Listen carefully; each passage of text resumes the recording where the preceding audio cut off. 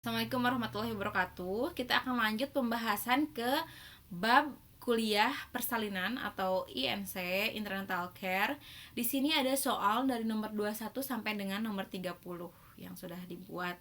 Mari kita bahas ke nomor 21. Di sini Nyonya P berusia 24 tahun datang ke rumah bersalin cendana dengan keluhan tidak haid kurang lebih 2 bulan. Keluhan disertai mual pada pagi hari, bekerja sebagai guru dan mengatakan anak pertama umur 2 tahun.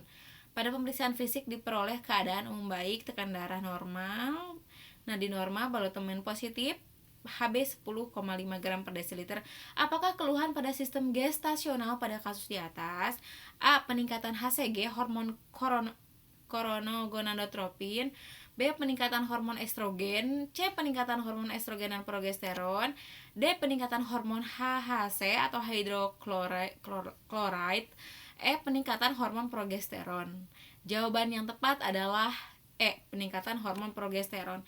Kenapa peningkatan hormon progesteron? Karena ketika seorang perempuan hamil atau ditandai dengan balotemen positif, jadi ada satu proses, jadi perubahan hormon di sini yang berperan adalah hormon progesteron dan keluhannya adalah tidak haid.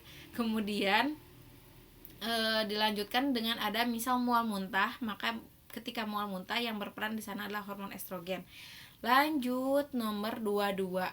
Nyonya O berusia 22 tahun pada tanggal 14 Juni 2018 datang ke bidan U dengan keluhan sering buang air kecil pada malam hari. Pasien diketahui sudah pemeriksaan kehamilan untuk yang ketiga kalinya, bekerja sebagai wira swasta. Dari hasil pemeriksaan HPHT-nya tanggal 6 bulan 9 2017. Level TOPU 3 jari di bawah Processus sipoides, punggung kanan letak memanjang, kepala sudah masuk panggul. Pemeriksaan penunjang Hb 10,2 gram per desiliter. Apakah diagnosis yang tepat untuk Nyonya L? A. D2 P1A0 usia 22 tahun hamil 36 minggu dengan anemia ringan. B. D2 P1A0 usia 20 tahun hamil 40 minggu dengan anemia ringan.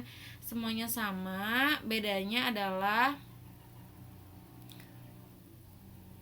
usia kehamilannya itu 36, 40, 38, 34 dan 32 minggu. Kalian harus cermat di sini ya karena ini menghitung usia kehamilan. Jadi bisa dilihat pada saat tanggal pemeriksaan 14 Juni 2018 dan ibu mengatakan HPHT-nya 6917. Kalian hitung di sini cara menghitung usia kehamilan, kalian sudah paham ya. Terus kemudian tolong teliti. Ini di sini usianya 20 tahun. Ada satu jawaban yang usia 22 tahun dan ada jelas jawabannya adalah A. 24. Nyonya J usia 23 tahun datang ke klinik bidan tanggal 24 bulan 4 2019 dengan keluhan mual muntah dan pada pagi hari terus keluhan disertai dengan tidak nafsu makan. Pasien diketahui hamil pertama, bekerja sebagai guru. Pada pemeriksaan TTV dalam batas normal. Apakah yang dialami Nyonya P saat ini? Jawabannya yaitu B. Hyperemesis gravidarum. Nomor 25. Nyonya M berusia 32 tahun datang ke BPM untuk pemeriksaan kehamilan nih. Ibu pernah melahirkan 2 kali dan keguguran 1 kali. HPHT lupa. Hasil pemeriksaan menunjukkan pemeriksaan palpasi TFU 3 jari di bawah Processus sipoides, letak kepala konvergen Puki. Terus kemudian TK 32 cm, DJJ 135 kali per menit, TTV dalam batas normal. Berapakah taksiran berat janin pada kasus di atas? Jawabannya 3100. Oh my god. Oke, lanjut. Nah, sekarang soal kasus nomor 26 sampai 30. Nyonya O datang ke Posyandu tanggal 7 Mei 2018 untuk memeriksakan usia bayinya. Namanya Lutfia, lahir tanggal 1 Desember 2017 di BPS dengan berat lahir 3125 gram, panjang badan 51 cm. Usia Lutfia saat ini adalah B 5 bulan. Berat badan normal pada Lutfia saat ini adalah 6,75 kg. Berdasarkan umurnya, perkembangan yang harus dicapai adalah baik. Soal nomor 31. Nah, menyusui sangat praktis karena dapat diberikan di mana saja dan kapan saja. Keluarga tidak perlu repot menyiapkan air masak, botol, dan dot yang harus dibersihkan serta minta pertolongan orang lain. Pernyataan di atas masuk dalam aspek ASI sebagai A. Aspek ekonomi, B. Aspek psikologi, C. Aspek kemudahan, D. Aspek keberhasilan, E. Aspek hambatan. Jawabannya itu aspek kemudahan. Karena yang dijelaskan di sini adalah hal-hal yang didapatkan ketika kita memberikan ASI secara eksklusif. Kemudian nomor 32, kebahagiaan keluarga bertambah karena kelahiran lebih jarang, sehingga suasana kejiwaan ibu lebih baik dan dapat mendekatkan hubungan bayi dengan keluarga. Pernyataan di atas masuk dalam aspek ASI sebagai D. Aspek psikologi. Udah jelaskan tadi ya, kebahagiaan ibu. Nah, di kebahagiaan ibu termasuk dalam aspek psikologi. Terus kita lanjut lagi, kita masukkan di sini. Nah, lanjut nomor 33, ASI tidak perlu dibeli sehingga dana yang seharusnya digunakan untuk membeli susu formula dapat digunakan untuk keperluan lain. Pernyataan di atas masuk dalam aspek ASI sebagai D. Aspek ekonomi ya. Terus kemudian 34, jika semua ibu memberikan ASI eksklusif maka pembelian susu formula akan berkurang. Pernyataan di atas masuk dalam manfaat ASI sebagai upaya menghemat devisa negara. Nafas tidak teratur, berat 2.900 gram, panjang badan 49 cm, suhunya 36 derajat Celcius. Berapakah nilai Apgar pada kasus tersebut? A4, B8, C7, D5, E9. Jawaban yang tepat adalah 5. Karena di sini sudah ada jelas ya. Warnanya biru, tidak ada gerakan, kemudian nafas tidak teratur. Itu adalah kondisi yang sudah masuk urgent juga ya, perlu tindakan segera. Langsung nomor 37, seorang ibu umur 27 tahun baru saja melahirkan spontan di BPM nih, kehamilan cukup bulan. Bayi menangis dengan kuat, warna kulit merah, gerakannya aktif. Berarti di sini kurang lebih sudah dalam kondisi yang baik. Maka penata laksanaan yang paling tepat dilakukan segera bidan adalah A. Mengeringkan bayi. Itu adalah prosedur utama yang memang dilakukan pada bayi. Kemudian nomor 38, seorang bayi perempuan lahir di klinik ini spontan 1 jam yang lalu aktif. Berat badannya 2.500, panjang badan 43 cm, respirasi 44 kali per menit, suhu 30 derajat Celcius, dengan umur kehamilan saat itu 36 minggu. Hasil pemeriksaan tidak ditemukan adanya kelainan. Memang tidak ada kelainan, maka apakah asuhan yang tepat yang harus diberikan pada bidan pada kasus di atas adalah A. Dimandikan, B. Dirawat dalam inkubator, C. Pemberian oksigen, D. Pemberian antibiotik, E. Dirawat gabung dengan ibunya. Sudah jelas ini inkubator karena bayi lahir 6 bulan dan itu 36 minggu dan itu termasuk adalah prematuritas.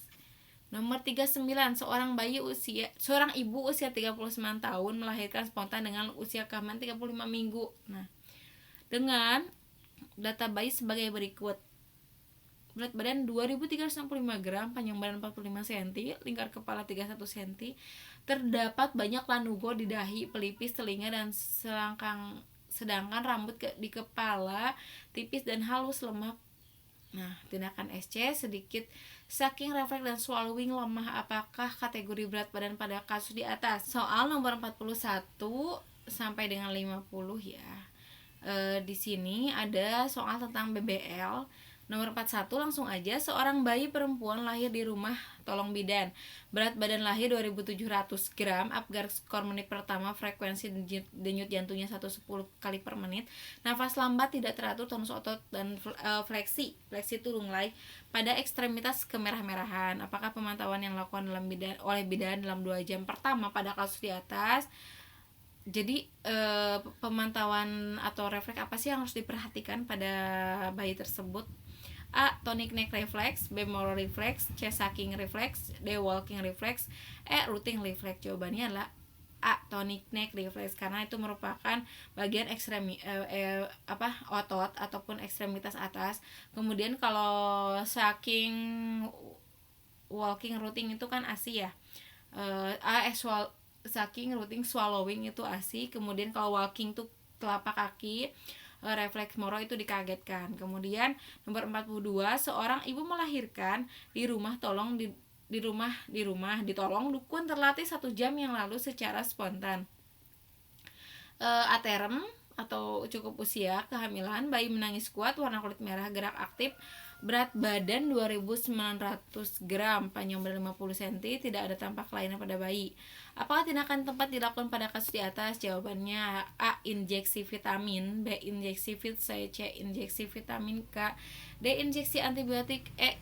Injeksi antipiretik. Jawabannya jelas C ya, injeksi vitamin K, karena tidak kelainan pada bayi, juga bayi lahir dalam kondisi normal dan aterem. Lanjut, nomor 43, seorang ibu dampingi suami melahirkan bayi di rumah bersama bidan dengan usia kehamilan 34 minggu. Berat badannya 2.320 gram, panjang badan 45 cm, lingkar kepala 31 cm, terdapat banyak lanugo di dahi, pelipis, telinga, dan lengan, sedangkan rambut di kepala tipis dan halus, lemak subiquitis sedikit, refleks penghisap menelan lemak. Apakah tindakan selanjutnya untuk diberikan pada bayi di atas, kasus di atas? A. Dimandikan, B. Pemberian oksigen, C. Pemberian antibiotik, D. Dirawat dalam inkubator, E. Rawat gabung dengan ibu. Jawabannya jelas dirawat dalam inkubator. Dari berat badannya saja kita sudah mengetahui bahwa bayi tersebut perlu penanganan lanjut. Yang keluar pada saat masa nifas, Yaloya rubra, sanguinolenta, dan lain sebagainya. Ini akan berlangsung selama kurang lebih 2-4 hari. Kemudian nomor 47, TFU normal pada saat ini untuknya Deni adalah, ini soal nifas ya. A. Setinggi pusat, B. 2 jari di atas pusat, C. 1 jari di bawah pusat, D. Pertengahan pusat dengan spesies, E. 2 jari di bawah pusat. Jawabannya adalah E. 2 jari di bawah pusat. Kemudian 48, anjuran apa yang diberikan pada Nyonya B sehubungan dengan 6 jam postpartum? Jawabannya adalah A. Mobilisasi, D. Diet, C. Laktasi, D. Perawatan BBL, perawatan payudara.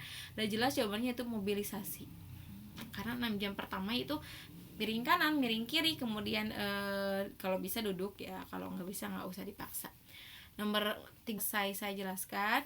Semoga bermanfaat, dan jangan lupa tetap semangat untuk terus belajar, dan semoga lulus uji kompetensinya. Akhirul kalam, wassalamualaikum warahmatullahi wabarakatuh.